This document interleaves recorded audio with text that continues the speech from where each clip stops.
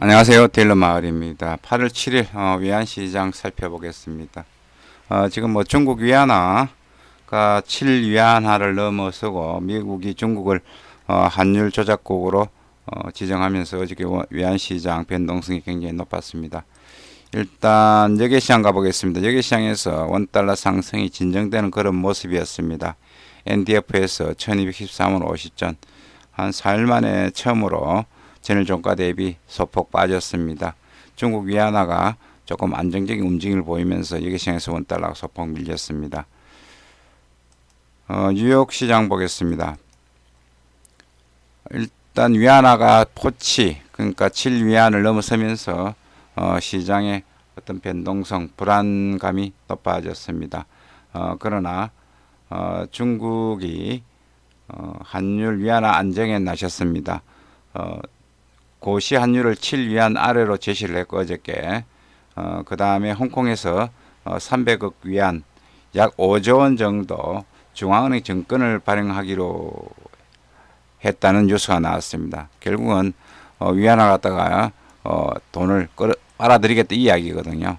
따라서 위안화가 안정된 움직임을 보였습니다. 오늘 중국 위안 보유고가 발표될 예정입니다. 자, 다우는 올랐습니다. 반등을 급락에 대해서 반등을 했고 영국 지수도 떨어졌습니다. 미국제 수익률 소폭 하락했고 달러가 소폭 강세를 보였습니다. 달러인도 올랐고 뭐 유로 달러는 보합권에 움직였고 유가가 좀 많이 떨어졌습니다. 한 3% 이상 떨어졌고 여기서 원달러 소폭 밀렸습니다. 지금 이제 문제는 중국과 미국의 무역 협상 문제인데요.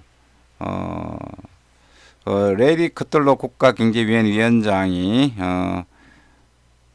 9월 추가 회담을 위해 중국 대표단을 초대할 계획을 갖고 있다고 밝혔습니다. 합의를 원한다고 말했고 올바른 합의, 그런데 올바른 합의가 되어야 된다고 덧붙였습니다. 이게 이제 문제죠. 크틀로는 협상을 지속하기를 원한다. 이렇게 이제 협상에 대한 어떤 기대감으로 미국 시장이 조금 안정을 되찾는 그런 모습들을 보였습니다. 외신 보겠습니다. 다운 한 300포인트 이상 점프를 했습니다. 미국제 10년물 수익률은 조금 안정적인 움직임을 보였고요.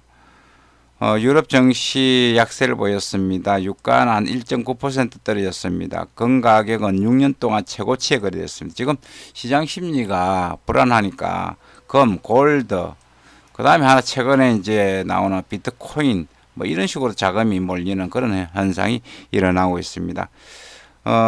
위안은 위안화 약세를 커버 억제하기 위해서 중국이 등장을 했다 이렇게 나오면서 위안화는 강세를 보였습니다.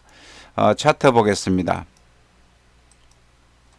다우 이제 하락이 좀 주춤하고 있는데 아직까지는 뭐 정확하게 다시 또 반등할지 좀 더 두고 봐야 되겠습니다.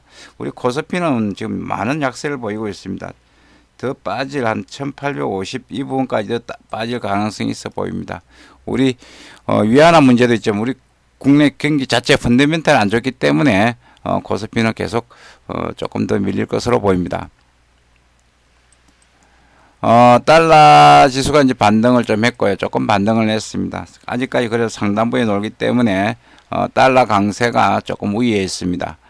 우리 원달러 보겠습니다. 원달러도 어저께 1220을 넘어섰다가 위안당국 개입 그리고 차익 실현 위안화 안정에 따라서 조금 밀리면서 1215원 그래도 보합권에 끝났습니다.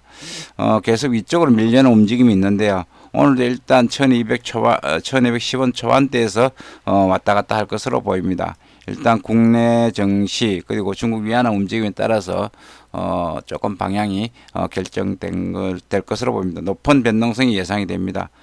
따라서 조금 조심하는 것이 좋을 것으로 보입니다.